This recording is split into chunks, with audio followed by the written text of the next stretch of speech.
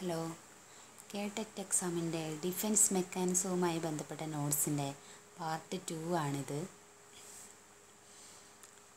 നമ്മൾ കഴിഞ്ഞ ദിവസങ്ങളിൽ കുറച്ച് കാര്യങ്ങൾ നോട്ട്സ് നോക്കി. ഇനി അടുത്തതായിട്ട് വരുന്നത് ദമനം, റിപ്രഷൻ. ബോധമനസ്സിൽ തെളിഞ്ഞു നിന്നാൽ നമുക്ക് സങ്കടമോ വിഷമങ്ങളോ ഉണ്ടാക്കുന്ന അനുഭവങ്ങളെയും ഓർമ്മകളെയും അബോധ മനസ്സിലേക്ക് തള്ളിവിടുന്ന പ്രക്രിയയാണ് ദമനം അഥവാ റിപ്രഷൻ. അതായത് നോർമൽ മൈൻഡിൽ നിന്നുള്ളത് അബ്നോർമൽ മൈൻഡിലേക്ക് തള്ളിവിടുക. അതായത് ഇനി ഓർക്കാൻ ഇഷ്ടപ്പെടാത്ത കാര്യങ്ങൾ പാടെ അബോധ മനസ്സിലേക്ക് തള്ളിവിടുന്ന പ്രക്രിയ.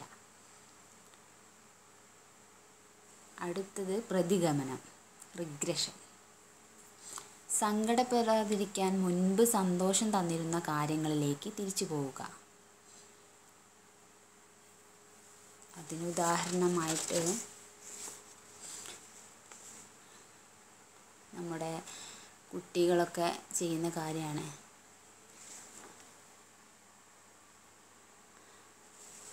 ബാല്യകാല ചേഷ്ടകൾ ആവർത്തിക്കുന്ന കുട്ടികൾ. അതായത്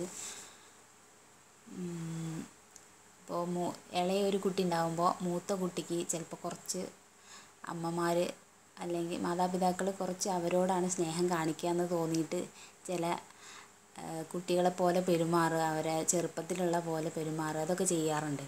ഇതൊക്കെ പ്രതിഗമനത്തിൽ വരുന്നതാണ്, അതായത് റിഗ്രഷനിൽ വരുന്നതാണ്.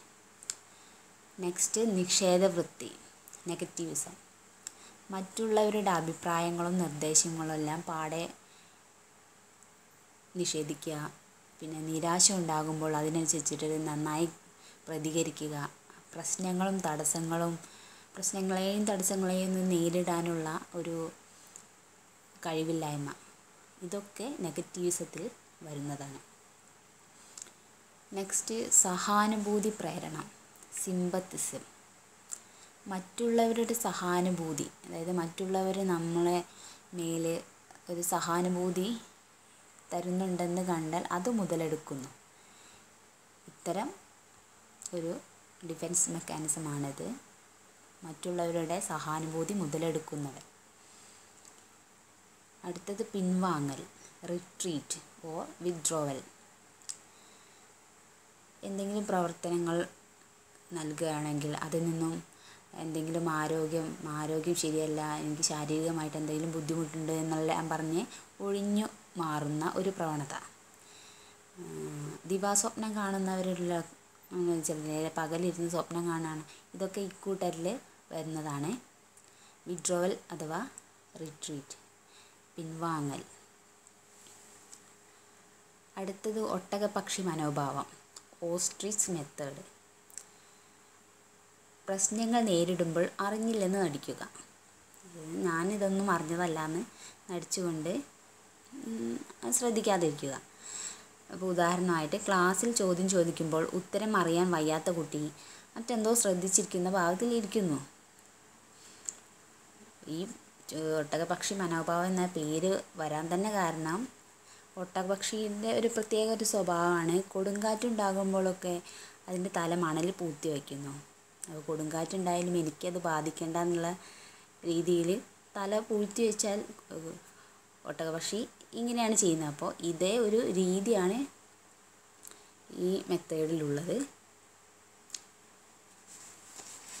അടുത്തത് പ്രതിക്രിയാ സംവിധാനം, റിയാക്ഷൻ ഫോർമേഷൻ. ഇഷ്ടമില്ലാത്തത് മറ്റുള്ളവരുടെ മുന്നിൽ ഇഷ്ടം കാണിക്കുക.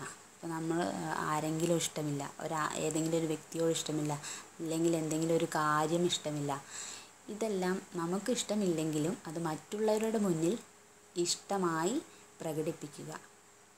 മറ്റുള്ളവരുടെ മുന്നിൽ വെച്ച് മാത്രം ഇഷ്ടം പ്രകടിപ്പിക്കുന്ന ഒരു പ്രവണത. നെക്സ്റ്റ്, ആദേശം ചെയ്യൽ, ഡിസ്പ്ലേസ്മെൻറ്റ്. യഥാർത്ഥ സ്വഭാവം മറച്ചു വെച്ച് പ്രവർത്തിക്കുക.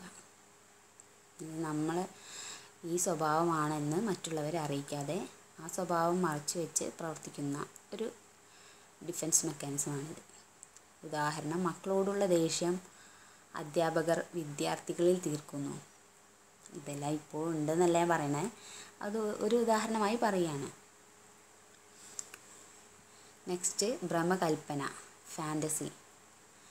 പൂർത്തീകരിക്കാത്ത ആഗ്രഹങ്ങളെക്കുറിച്ച് ദിവാസ്വപ്നം കാണുക. ഫാൻറ്റസിയുടെ ലോകത്താണ് അവൻ എന്നൊക്കെ പറയില്ലേ, അതിന്. നെക്സ്റ്റ് വൈകാരിക അകൽച്ച, ഇമോഷണൽ ഇൻസുലേഷൻ. നിരാശയോ വേദനയോ ഒക്കെ ഉണ്ടാവുമ്പോൾ ഒഴിഞ്ഞു മാറി നിൽക്കുന്നു. ഇതൊന്നും എനിക്ക് താങ്ങാനുള്ള കഴിവില്ല എന്ന് പറഞ്ഞിട്ട് മാറി നിൽക്കുന്നു. ഇനി അങ്ങനെ ഇല്ലാതിരിക്കാൻ വേണ്ടിയിട്ട് അത് ആവർത്തിക്കേണ്ട എന്നുള്ള ചിന്തയിലാണ് ഇത്തരം ആൾക്കാർ ഇങ്ങനെ ഒഴിഞ്ഞു മാറി നിൽക്കുന്നത്. Next അക്രമാകത്വം, aggression. ആശാഭംഗമുള്ളവർ, അതായത് നമ്മുടെ എപ്പോഴും ഒരു ആക്രമണകാരികൾ അവരുണ്ട്. അവർ ശത്രുവിൻ്റെ കയ്യേറ്റത്തിന് ശ്രമിക്കാതെ പരോക്ഷമായി വിമർശിച്ചോ അല്ലെങ്കിൽ പരിഹസിച്ചോ പ്രതികാരം ചെയ്യുകയാണ് ഇത്തരം ആൾക്കാരുടെ ഒരു സ്വഭാവം. ഉദാഹരണമായി വീട്ടിൽ ആരോടെങ്കിലും പ്രത്യേകിച്ച് ദേഷ്യപ്പെടുക, കലഹം ഉണ്ടാക്കുകയൊക്കെ ചെയ്തതിന് ശേഷം ഓഫീസിൽ ചെന്ന് അവരുടെ കീഴ് ജീവനക്കാരെ ശകാരിക്കുന്ന, കുറ്റപ്പെടുത്തുകയൊക്കെ ചെയ്യുന്ന ഒരു രീതിയാണിത്. അങ്ങനത്തെ ഒരു പ്രവണത. നെക്സ്റ്റ് അന്തർക്ഷേപണം, ഇൻട്രജക്ഷൻ. കുട്ടികൾ മുതിർന്നവരുടെ പെരുമാറ്റം സ്വീകരിച്ച്, അതായത് കുട്ടികൾ മാതാപിതാക്കളുടെയോ അല്ലെങ്കിൽ മറ്റുള്ളവരുടെയോ ഒക്കെ പെരുമാറ്റ രീതികൾ ഉൾക്കൊള്ളുക. വ്യക്തി അറിയാതെ തന്നെ ആശയങ്ങളും മനോഭാവങ്ങളൊക്കെ സ്വീകരിച്ച് സ്വന്തം ജീവിതചര്യയുടെ ഭാഗമാക്കുക. ഇത് മറ്റുള്ളവരറിയാതെ അവരുടെ രീതികൾ പകർത്തി നമ്മുടെ ജീവിതത്തിൻ്റെ ഭാഗമാക്കുക. അഹം കേന്ദ്രീകൃതത്വം, ഈഗോസെൻട്രിസം. കുട്ടികളിലാണ് ഈ ഒരു പ്രധാനമായും കാണുന്നത്. ആഗ്രഹിക്കുന്നത് ലഭിക്കാതെ വരുമ്പോഴൊക്കെ കുട്ടികൾ ദുശാഠ്യങ്ങളൊക്കെ കാണിക്കാറില്ലേ, അതൊക്കെ ഇതിനുദാഹരണമാണ്. ഈ സ്വഭാവം ശക്തമായാൽ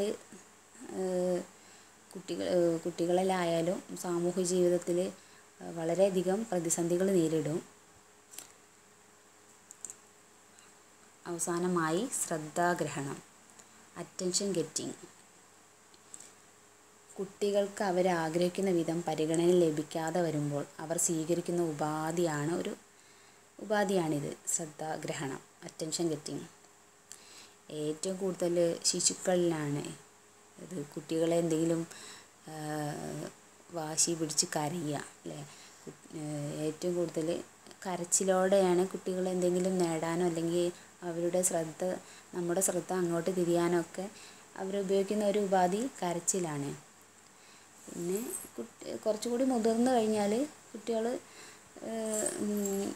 മുതിർന്നവരോട് കുറേ ചോദ്യങ്ങൾ ചോദിക്കുക അല്ലെങ്കിൽ എന്തെങ്കിലും വിളിച്ചു പറയുകയൊക്കെ ചെയ്യും, പിണങ്ങുകയൊക്കെ ചെയ്യും.